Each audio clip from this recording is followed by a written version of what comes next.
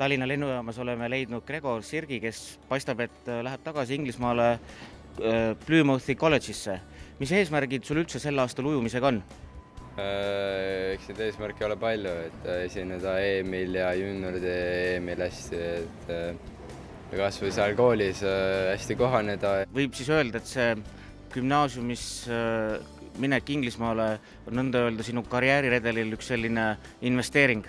Jah, kindlasti, et mina olen küll väga rahul sealsega ja väga rahul.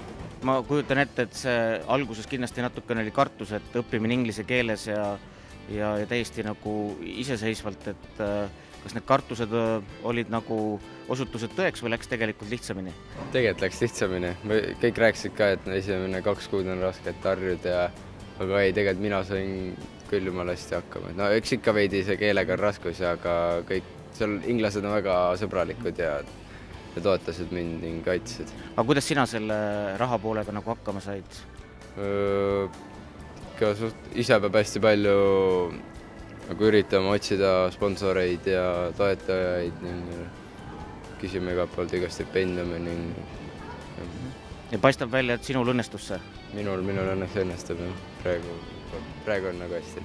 Aga edu sulle, Gregor, siis? Aitäh!